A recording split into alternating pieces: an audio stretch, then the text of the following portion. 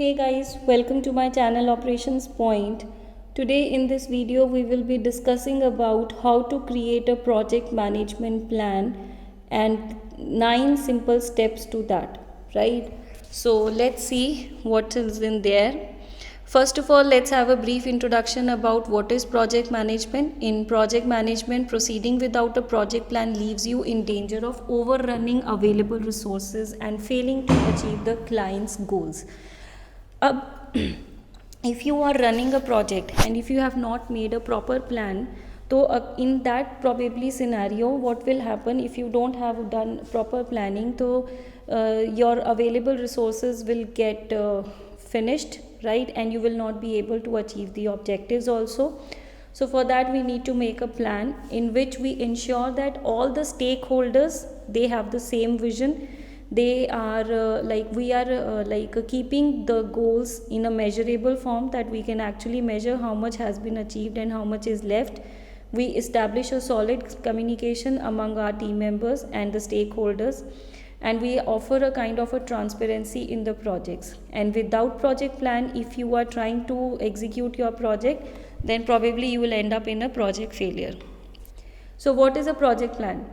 It is a document which describes how we are going to execute the project, how we are going to run the activities, how we are going to do the monitoring of the activities, if any problem comes, how we have to control them. And this outlines the objectives and scope of the project, and it also serves as an official point of reference for the team, larger company and stakeholders.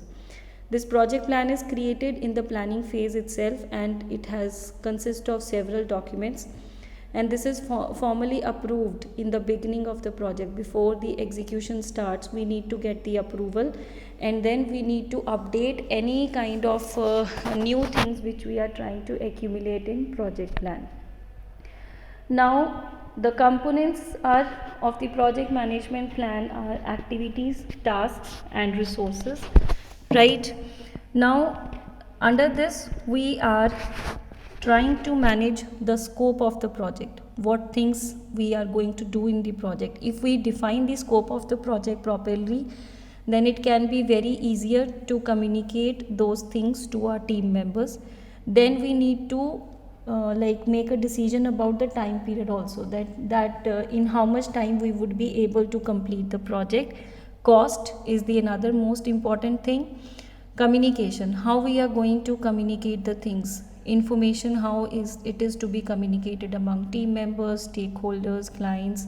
Then how in the form of meetings, reports, we need to make sure the work is of quality work. Then we need to make the assessments of the risk also. Then we need to make the assessments about the resources which will be used in the projects, and we need to take care of the suppliers from which we will be doing the procurement part. Now the 9 steps are, first one is we need to identify all the stakeholders, then we need to define the roles and responsibilities, and then we need to take a kick-off meeting in the project. We need to define the project scope, we need to define their budget, timelines, and then we need to set the goals and we need to prioritize them. We need to define the deliverables, we need to create the schedule of the project, we need to make a risk assessment, and we need to communicate the project plan. So these are the 9 simple steps for creating the project management plan. So let's see each one of them. All the stakeholders we need to identify, including your customers, including the end users of the product, including the company, the leaders, the team members who will be working directly with the project. And depending upon the nature of the projects, the stakeholders may be outside the organization also, or they can be any community members also which will be affected by the project. So basically all those who will be affected by the project will be the stakeholders of those projects. And the tools which are used to identify the stakeholders are stakeholder analysis, expert judgments, meetings are done, and we make a stakeholder register in which we include the details of all the stakeholders, right? So this is the first step. Second step is we need to define the roles and responsibilities, that who will be the sponsor of the project, who will be the manager, who are the team members, what they are supposed to do, right? Next is we make a responsibility assignment matrix in which we actually assign the work, and we who we will be writing down who is responsible for each activity and deliverable, right? So you can see that in the matrix on the left hand side we have the activities, and persons team members names are there like Anne, Ben, Carlos, Denny, and we have RACI. R stands for responsible, who will be doing the work. A is accountable, that whosoever is doing the work, that is not the case, but he or she will be held responsible for the outcomes. Consulted, C, they will be consulted for the advice. Informed, I, who will be informed about the status of the project, they will be given the updates. Then we need to take a kick-off meeting. Now this is a chance wherein we actually bring all the stakeholders together so that we can discuss the vision of the project, and we introduce our team members, and the specific details of the project have not been determined, so we include a discussion. We will be deciding on the project scope, budget, timeline, goals in this meeting. So this is when the roles will be decided and they will be announced, and communication plan will be made, right? And this is a kind of a meeting which is going to set the tone of the team members, that how they are going to work.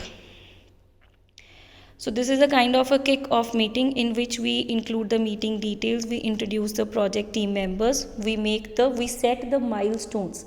ठीक है, जब when we have to go to a destination on the road, you see certain milestones which tells you that how much distance you have covered and how much is left.